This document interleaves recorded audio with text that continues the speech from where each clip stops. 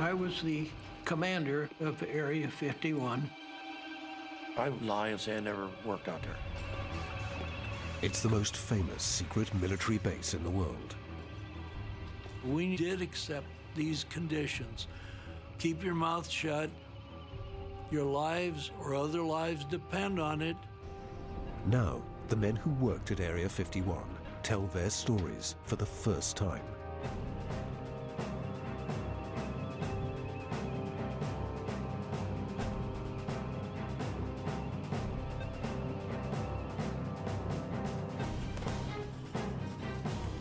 There's been an awful lot of misinformation, but it's been fed by people's natural curiosity.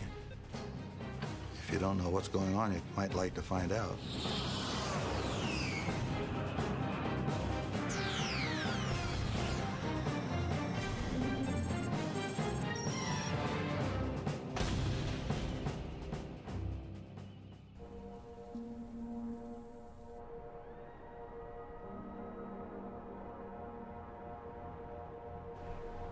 The agency has never and will never, ever admit there is an Area 51 in the story. Established by the CIA in 1955 to develop and test America's most secret military projects, Area 51 was named after a grid number on a map. While officially it doesn't exist, today satellite images of the Nevada desert show 7 runways and more than 25 hangars. Shrouded in secrecy, access has always been highly restricted.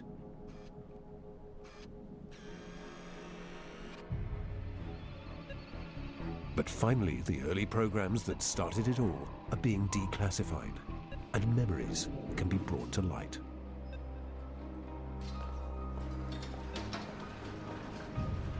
It was a real Cold War. You're talking nuclear bombs aimed at every major city, and it's like two people, who's going to throw the first punch? There are a lot of times when democracy just has to give way to strict control like military so you can accomplish something that will allow your country to survive. And that's the way we all thought about it, I think. When we had a meeting, no pencil or paper was allowed. Even the pilots did not talk to each other because nothing was written down. It's all in our heads. When we came into the program, we were given a code name.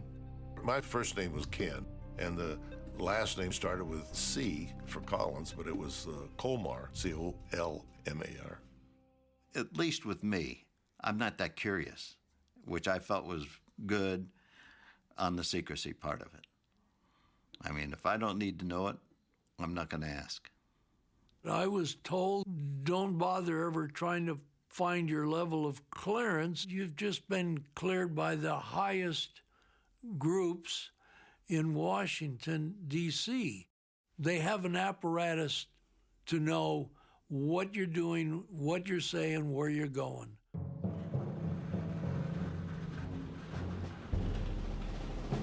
The base was built around a dry lake bed known as Groom Lake. It offered obvious advantages. Well, we needed a good place to land, that we could land any direction depending on where the wind came from, and the round lake served that purpose. It was also protected with the mountain range around it, so it wasn't very visible. Smooth as glass. Just unbelievable. I could take that staff car out there as fast as it'd go, and it wouldn't even make a bump. It was just beautiful. Groom Lake was very sparse, very sparse. We had a bunch of trailers for us to live in. And we had a all-purpose building where you eat, didn't have TV, didn't even have a radio. We didn't have any women there. There was one woman who was with the finance of CIA that came up there and spent one night. That's the only one I ever knew of. Well, Paradise Ranch was the first name that was given to the establishment. They thought it would soften the blow of the austerity. It was an attempt to perhaps convince people it wasn't quite as bad as it looked. I think the charm of Area 51 is it just had one job to do, and anybody that wasn't needed didn't go there, probably didn't want to go there, because, you know, it wasn't that grand a vacation spot. Pretty tough duty. The CIA needed a certain kind of man to work at Area 51. But we kind of self-selected to be quiet warriors. The security screening tended to eliminate a fair number of people who were kind of show-offs.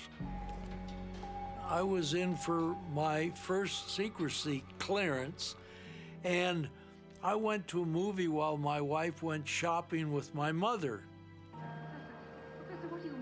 I'm in the middle of the movie. In walks this lady, young girl about my age. And in the middle of the movie, asked me if I live in Vegas, how long I've been in Vegas, and what do I do? She didn't like my answers. Within a half an hour, she got up and left. And I often thought, how long had she been following me? Or was she following me, or was she just one of the Las Vegas girls looking for a customer? I'll never know. We were not told what it was going to be. We had no idea. We were just told it is extremely sensitive and it's not to be discussed with anybody. Interviews were conducted in hotel rooms. This guy had passed everything. So then they asked him, we got a black project back west we'd like for you to work on. Would you be interested? And the guy said, well, I need to run that by my wife. They said, okay, do that. When he got back to the motel room, they were gone. They'd packed up and left. He never saw him again. The fact that he had to ask his wife whether or not he could work on a secret project killed him right there. He was not invited back.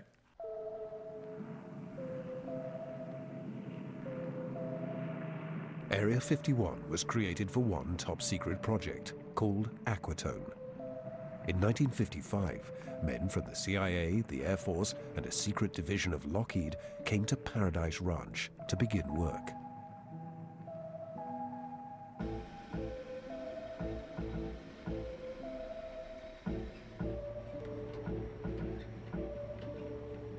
All they would tell us, you really were going to volunteer for a pig in a poke. And most of the people didn't take it, but I did. And we knew we had to go for a pressure suit, so we knew it was going to be high altitude stuff.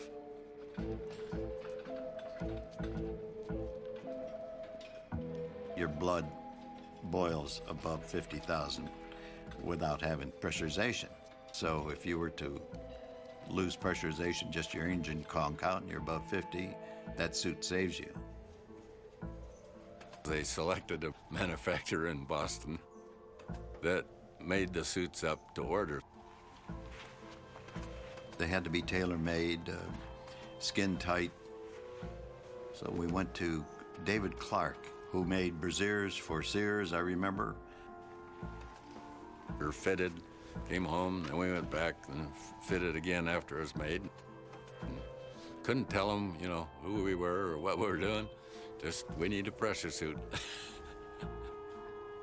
Every extra kilogram, even wheels, could limit the U-2's ability to fly high. You got all your fuel in the wing. There's no way you're going to keep that tip off the ground. So they were only there to keep the wings off the ground. And as soon as the wings lifted up, those would drop out. I used to like to take off, just spiral right up straight. The government's cover story for the U-2 was that it was being used for weather research. That was our cover story, yeah, Reconnaissance Weather Squadron. If not conventional aircraft, then What did they see? They appeared to be 50 feet. The U-2 cruised at 3 times the height of regular airliners and would sometimes be glimpsed by civilians. I believe I saw the sun glinting off of windows or observation portholes of sort. In the mid-1950s, both the Cold War and America's interest in UFOs were at their peak. I think it was from outer space, but friendly. And the silver-colored plane sometimes created confusion. It was pure aluminum, and we said, hey, we look like a bright star up there. Pilots were told to deny everything, even to aircraft controllers. There are stories about seeing something flying way above. They may have called it in, but they'll still get nothing other than evasive stuff. If you get up along the Canadian border, the ground controller questioned my altitude. Actually, he was pretty accurate. And I says, no, you got to recalibrate your weapon. That's not the altitude we're at. By 1957, unacknowledged U-2 flights were the source of half of all reported UFO sightings. But they were nothing compared to what would come.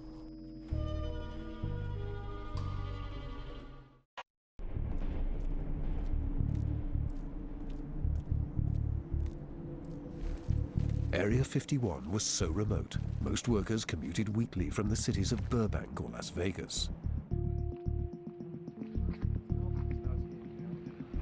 Usually, the family was asleep when I got up. And Monday morning, you'd get up and drive, and you got there early enough to get the airplane, and it usually left about 8 o'clock. We never even knew how we were going to get out there. We often joke. One week they're flying with bombs, next week they're flying with chickens. You never knew what was in the cargo bay of that plane that you were hitching a ride on. When you got off of the Lockheed Constellation, you went through security and they checked. You had to have your badge and make sure that you're the right guy coming in, and they did that routinely. They had very, very good security. Jim Friedman commuted daily. I had 3 children, and the typical, what does your dad do? At school, I told them, I repair televisions. And my wife, she was so busy raising the children and getting them ready for school that she really wasn't that interested, because she knew I played around with television a lot.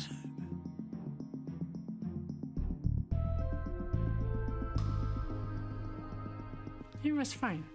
We had a good life. Even though sometimes he didn't come home for maybe a week, but he called, and I said Daddy had to work overtime. The kids, especially my daughter, she says, where's Daddy? He had to work overtime. Oh, so I didn't know what he did. It's a strange daily routine.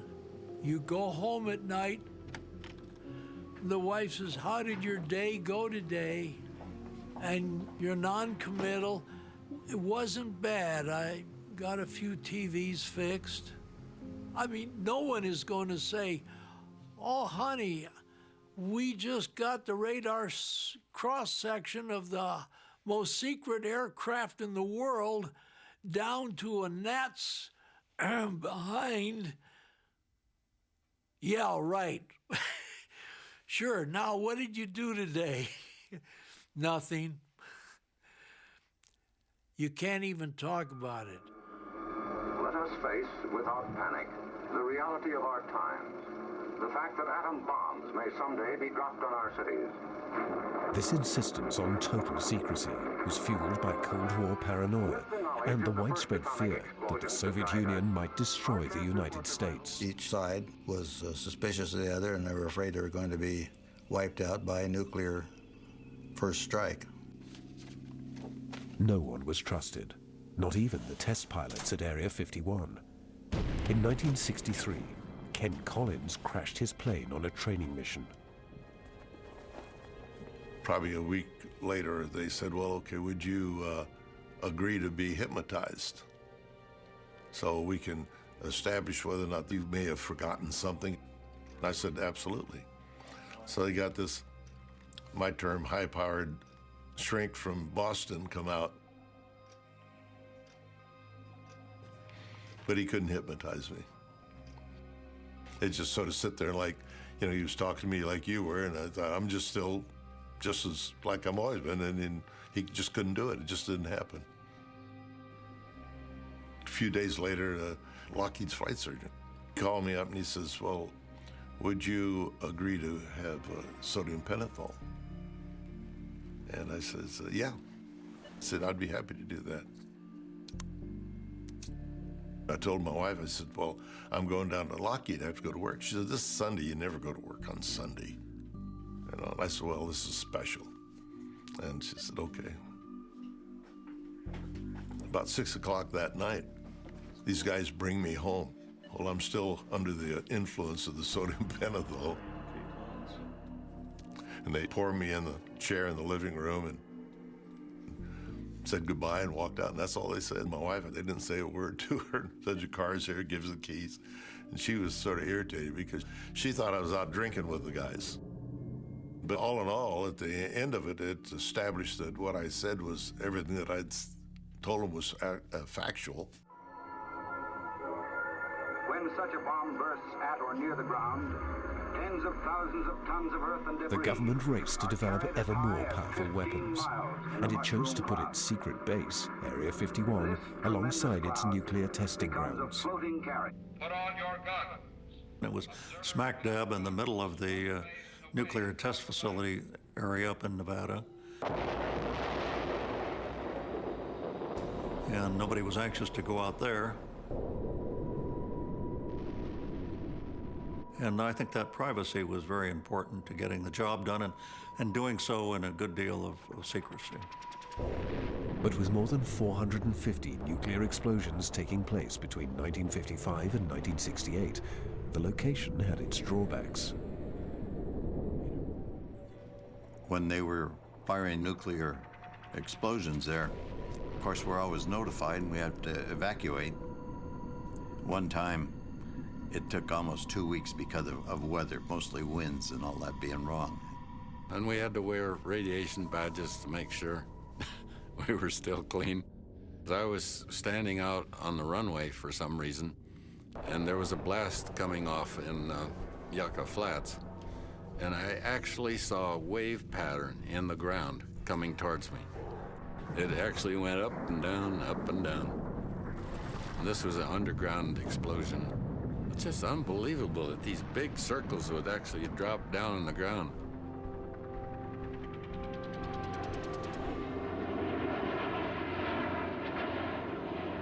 Driven by Cold War pressures, the US worried that Area 51's founding project, the U-2, was already becoming vulnerable to Soviet missiles.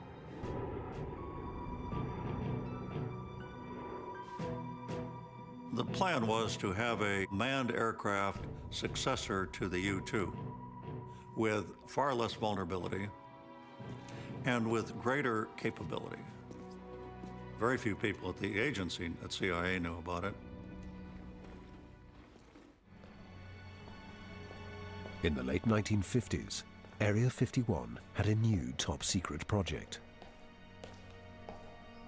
I started in 1958 working on what was called ox cart. About 1960, I was notified that I had been selected for some kind of astronaut program.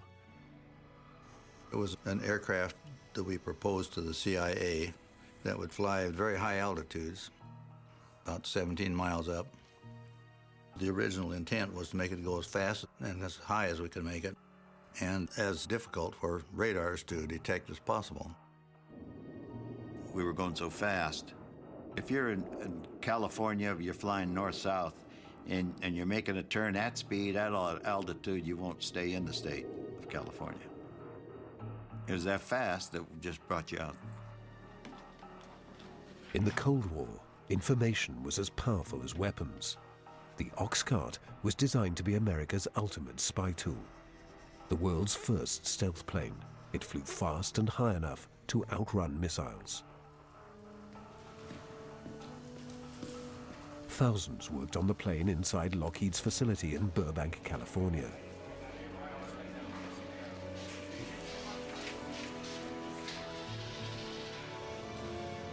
But despite the scale of production, the project remained secret. The ox cart clearance was specialty clearance of its own, and it was about as high as you could get. The aircraft had to have the ability to withstand temperatures caused by air friction flying through the atmosphere at 2,000 miles an hour. The ox cart, 93% was titanium, a material that no one had ever made an airplane of. If you want a lot of titanium, you make a deal with the Soviet Union. How the CIA got that stuff out of Russia, as far as I know, is still secret today. I don't know how they did it. I don't know who did it. But we did get titanium material that we needed. When the ox cart prototype was ready, the government needed to move it to Area 51 from its production line in California.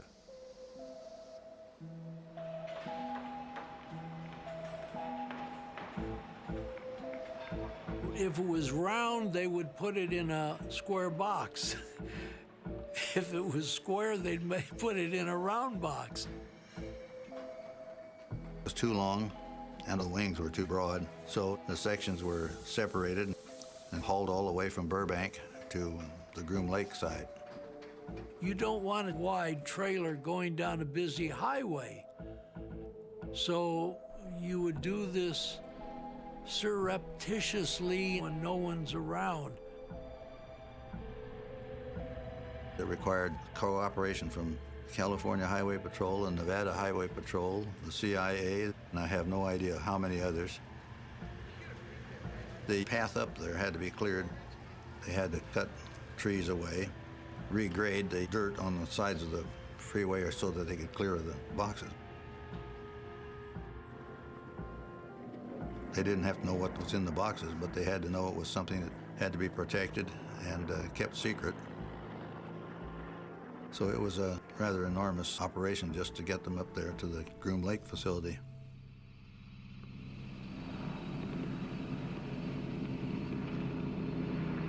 Ken Collins was one of the first pilots to see the ox cart after it arrived at Area 51. I went up to the area, the operations officer up there said, would you like to see what you're going to fly? I said, absolutely. And we walked over to the hangar, and windows up top were just the only place that emitted any light. And you could see back in the shadows this long, beautiful airplane. Just amazing. First thing you'd think is a spaceship. Inside Area 51, nearly 2,000 workers had a single goal: to complete the ultimate black project. There's a lot of things that people really don't need to know. And this is why Area 51 is such a mythical situation, because they don't know what's going on. Area 51 just had one purpose, and that was to get Oxcart through development and into operation overseas.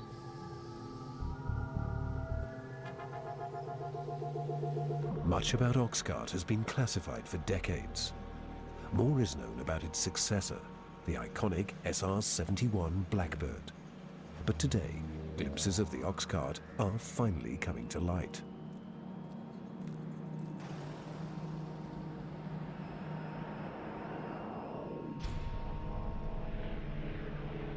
Oxcart was the world's first stealth plane, designed to be nearly impossible for enemies to detect on radar.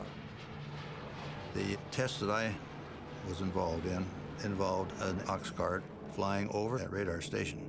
And the basic idea was to find out if they could fly over without being detected.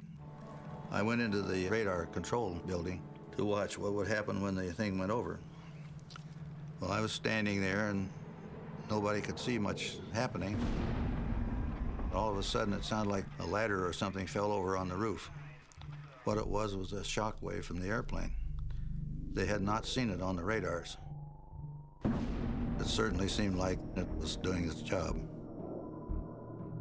The ox cart could fly coast to coast in 70 minutes, but its sole purpose was to spy. These images taken over North Korea were released by the CIA and have never been seen publicly. They reveal how well the ox cart could photograph objects on the ground 90,000 feet below while traveling at 2,000 miles an hour. This camera was going in an airplane that was going to be going at Mach 3. The resolution was 12 inches, that's 1 foot. If you think about an object on the ground and put a grid on it with 12-inch squares, a little bit like linoleum squares, and each one of those squares is either black or white or gray. An object that was 12 inches on a side could be clearly identified as an object, although you couldn't tell what its internal structure was. But if you're taking a picture of a tank, you probably get, 500 dots, and that pretty well defines the tank. But at the height of the Cold War, the men at Area 51 weren't the only ones with powerful cameras. The Russians had anywhere from 4 to 6 what we called ash cans. We had a satellite tracking setup, and we were alerted to the time when the satellite was supposed to pass over. So as they were approaching our area, we would shut everything down. We had hoot scoot sheds, we called them. And if a plane happened to be out in the open while the satellite was coming over the horizon, they would scoot it into that building. But workers sometimes needed to leave a model of the ox cart on a pylon so they could test its stealth properties. And with the Soviets spying from above, this presented a problem. If you had a plane up on a pylon, it was pretty hard to disguise it from satellites. There were people in the security department that felt that we couldn't let them have a peek. So we had no way of handling the situation but taking the mock-up down off of the pole, putting it away in a hangar, and then taking it back out and putting it back up.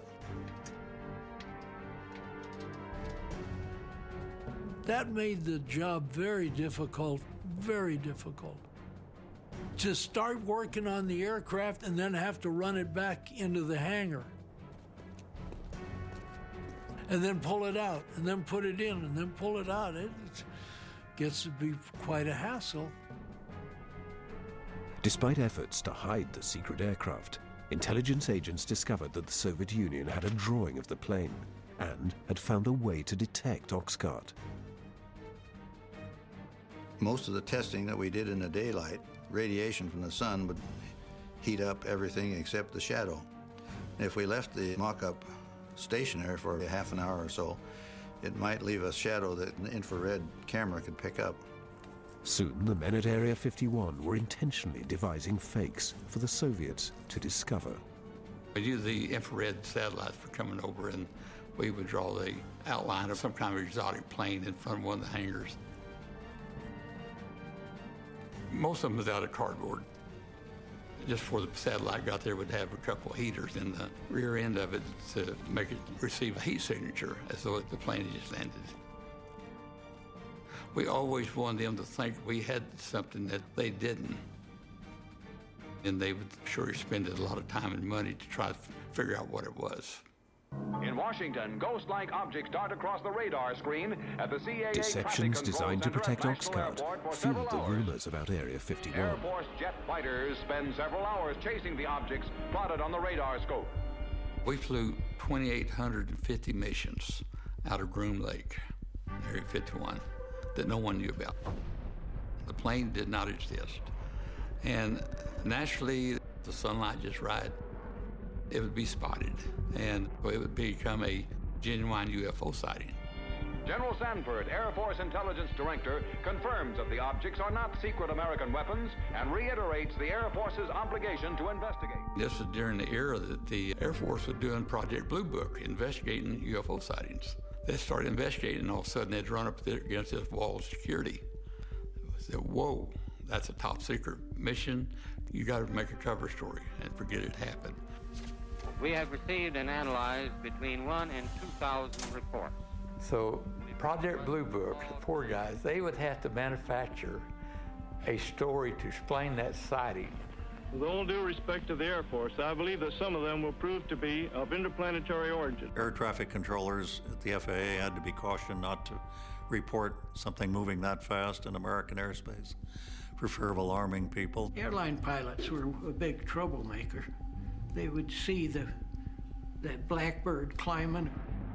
They'd be at 80,000 feet and the airlines were at 45. And they would call down and say, you know, they'd be yelling over the air.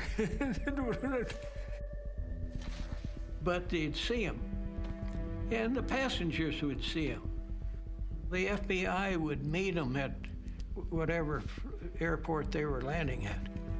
And they just make them sign an inadvertent exposure that they wouldn't reveal what they had just seen.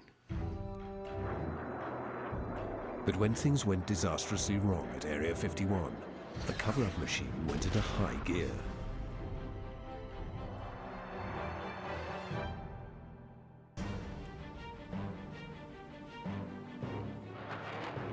Despite the secrecy surrounding the ox cart, clues from an early mishap are finally coming to light decades later.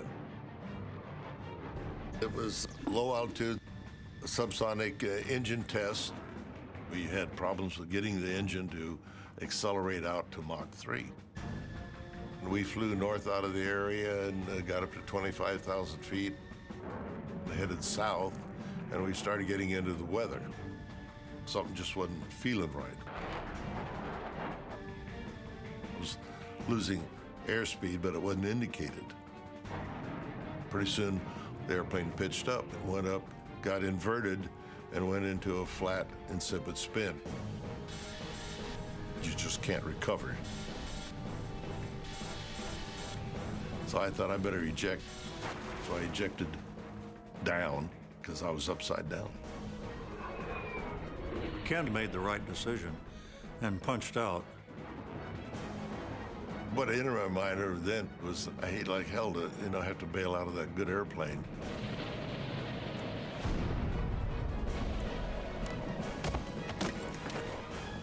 He landed somewhere out near Wendover, Utah.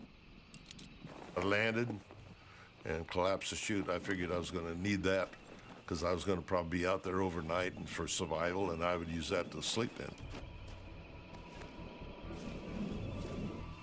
My checklist had come apart, and I was starting to look and picking up some of the pages that are all classified and stamped secret. The papers that I had picked up, I just stuck in my pocket, I guess. When a pickup truck come bouncing over across the desert, 3 guys were in the truck. Well, I was amazed to see them. And they said, hey, come on, get in there. We'll take you over to your airplane. And I said, no, that's an F-105, and that was our story that we had. I said, it's got a nuclear weapon on board. They said, you better get in here. We're leaving. We're not going to stay. So I jumped in front with them. In the front, there were 4 of us in the cab.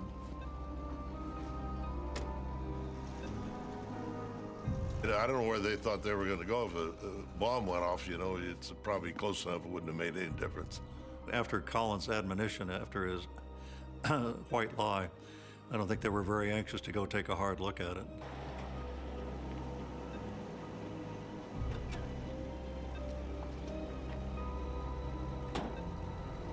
We did have a phone number that we called, emergency kind of thing, and I made a 10-cent call.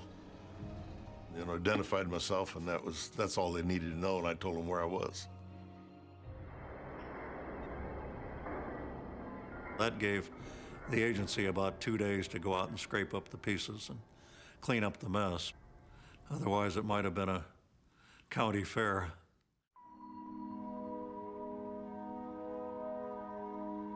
This is the first time photos of the government's effort to sanitize the crash scene have been revealed.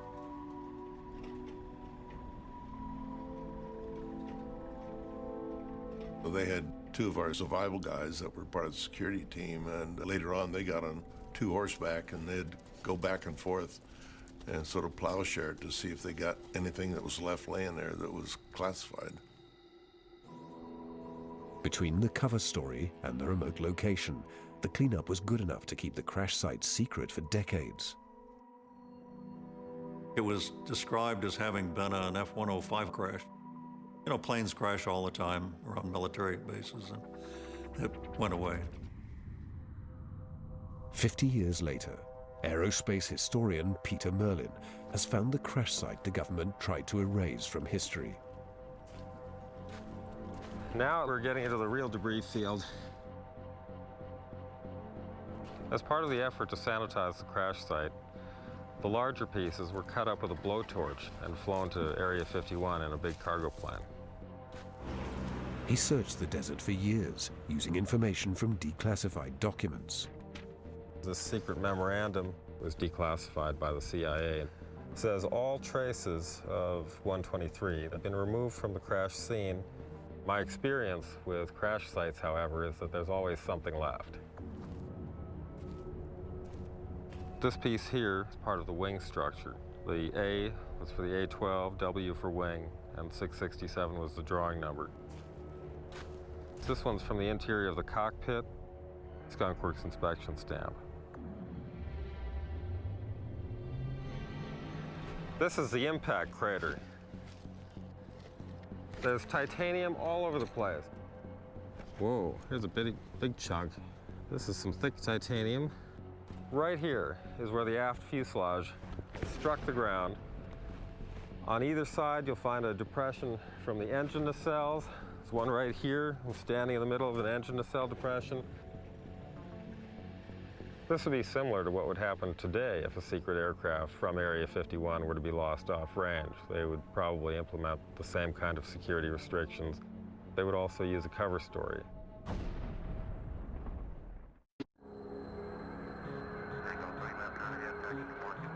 McCarran Airport, Las Vegas, the present day, a private hangar for unmarked jets.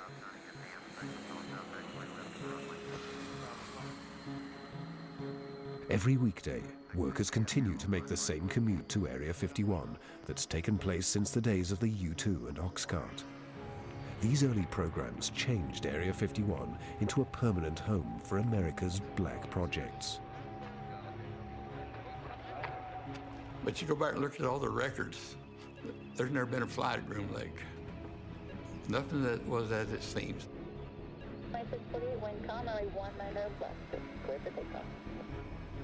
And the mystery continues today.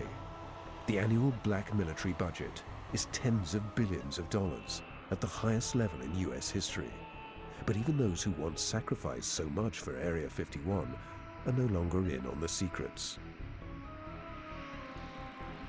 I wish I knew what they were doing, but I don't know. I've even heard that Area 51 is a cover story for a much more secret area. I don't know, I can't confirm that either. I have no idea. I wish I knew. The secrecy and cover-ups continue to fuel rumors. There are a lot of situations people cannot know that they're not true. So I think that there's been an awful lot of misinformation, but it's been fed by people's natural curiosity. If you don't know what's going on, you might like to find out. Often, even the wildest speculation contains threads of truth. They have all these underground chambers they claim we got out there, and tunnels that reach all the way to Las Vegas. And this is, absolutely nothing like that. At the nuclear test stand, we did go underground because above ground, it was radioactive. But nothing at the area. And another myth has been in recent years that we have gained all this speed and technology out of the reverse engineering alien craft. This is the true story. We did reverse engineer things out there. It was a Russian MiG-21. And we got it in 1968, and we tore it apart, see how the Russians built it, and then put it back together, and we flew it. Even the conspiracy theory that the government staged the moon landing at Area 51 has a slight basis in fact. It was on the atomic testing grounds. We tested our land rover that we sent to the moon. We tested all of the life support systems. The astronauts came out here and trained in the atomic bomb craters. So that's probably where some of those crazy stories come from.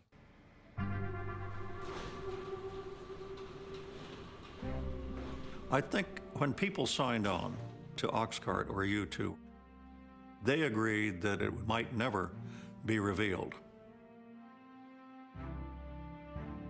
And so people said, hey, look, it's kind of a family secret. We're happy to go to the grave with it.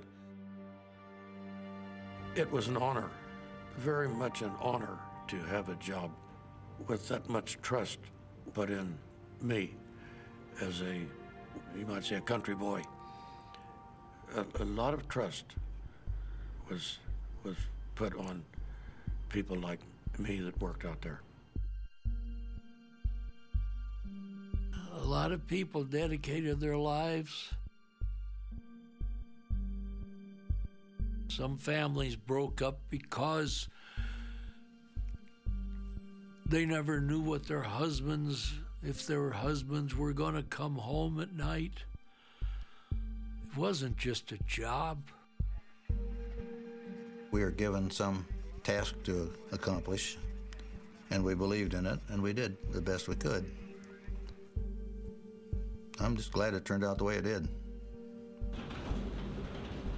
But when it comes to what went on at Area 51, the only thing we know for sure is that we'll never know everything. I'm telling you about 5% of what went on. I've only told you part of the story, seriously. I have to be honest.